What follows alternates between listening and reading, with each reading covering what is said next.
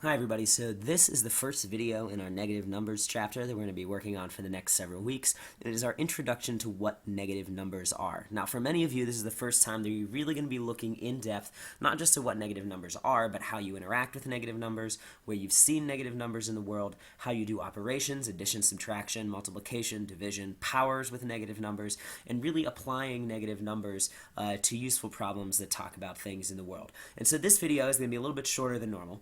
It's going to give you the definition of negative numbers, a look at how negative numbers operate on the number line, a little bit about value and how we look at value on a number line when it comes to negative numbers, and I'll give you 3 questions at the end to think about so that we can get the gears turning and be ready to move on into some more interesting applications of negative numbers over the next several class periods.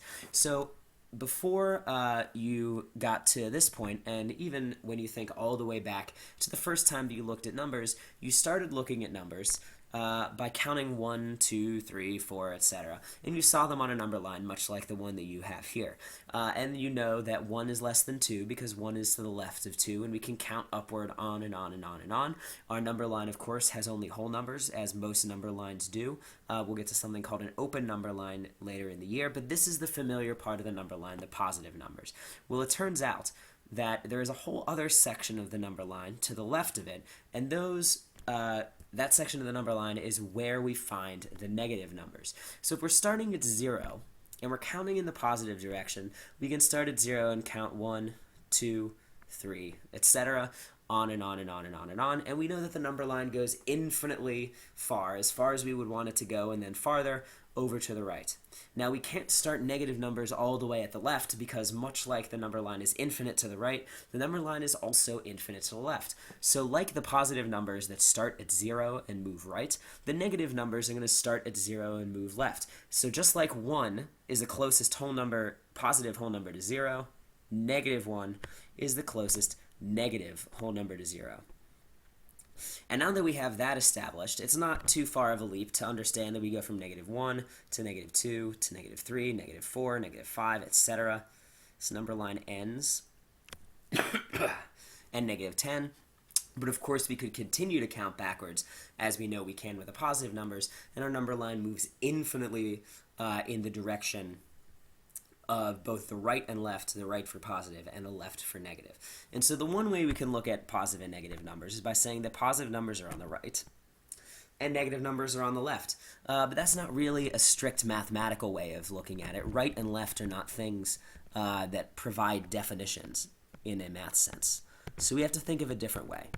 And so the way that we define positive and negative numbers is according to values. So negative numbers have a value less than 0, and a number is positive if it has a value that is greater than 0. So go ahead, pause the video, write these 2 definitions down, write down this number line also, because it'll help you with what's going on when you look at some questions later, and then come back when you are ready to move on.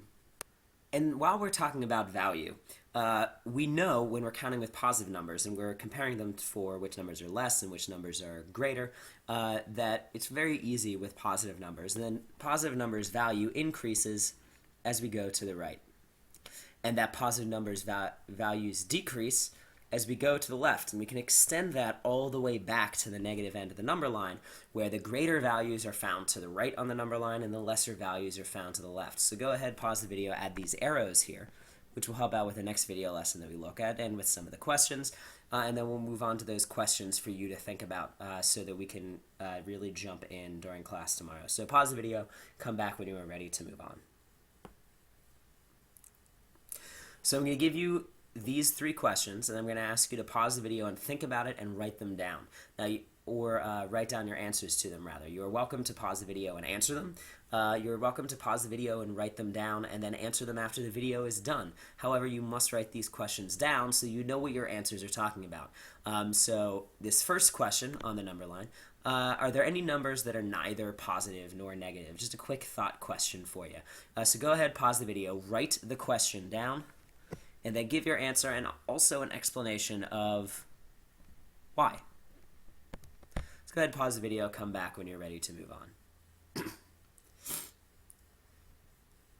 The second question that we're going to look at is, Where have you seen negative numbers, or at least the idea of negative values in your life somewhere other than in school? Very important, other than in school. So go ahead, pause the video, write this question down, answer it in your notebook now, or answer it in your notebook after the video, but pause the video and come back when you're ready to move on. And finally, the last question that we have for you. How do we tell the value of a number? Now, this seems like a very strange question, potentially, but it's going to turn out to be really important when we look at some of the more complicated operations with negative numbers. So the best that you can, as specific as you can, with as much detail as you think is necessary, how do we tell the value of a number? And I will tell you right now that the idea of just looking at the number and telling the value is not going to cut it as an answer for this question. We want to dive deeper into that idea. So you can pause the video now if you want to make sure the video doesn't end before you're done answering the question. But this is the last question that you have for it, and that is our introduction to negative numbers.